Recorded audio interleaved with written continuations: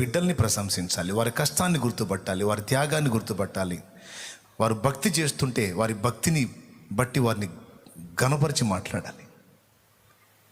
వాడు ప్రార్థన చేస్తే, నాన్న నువ్వు అద్భుతంగా ప్రార్థన చేసావు నాన్న, సూపర్, చాలా నాకు ఎంత హాయిగా అనిపించిందో. వాడు యేసయ్య పాట పాడితే మనకు తెలుసు గాడిదలాగా అరిచాడు వాడు, అయినా సరే అద్భుతంగా ఉంది నాన్న, ఇంకా ప్రాక్టీస్ చేయనా. నేను అందుకే ఎవరి కొంత ఇబ్బందిగా ఉందనుకో నేనేం ఫీల్ అవ్వను, పాట పాడిన దాకా ఓర్చుకొని వింటాను, తర్వాత దగ్గరికి పిలిచి చెప్తాను, చాలా అద్భుతంగా పాడావు, ఇంకా సాధన చేయి, ఇంకా బాగా పాడగలుగుతావు అని చెప్తా. ప్రశంస బిడ్డల్ని భక్తిలోకి పెంచాలా, చదువులో ప్రశంసించాలా. ఎక్కడన్నా తేడా పడితే తిట్టిపోయటం కాదు, దిద్దుబాటు చేయాలా. నేను తేడా పడ్డానమ్మా అంటే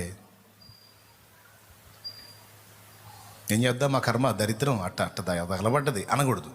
ఏం పర్లేదు నాన్న, ఇదేదో అన్ఎక్స్పెక్టెడ్గా అలా జరిగిపోయిందిరా, ఏం బాధపడద్దు నువ్వు, నీ దగ్గర వాస్తవంగా టాలెంట్ ఉందిలే కానీ ఏదో తేడా పడ్డావులే, పోనీ ఏం కాదు, మళ్ళీ ప్రయత్నం చేద్దాంలే అనాలి.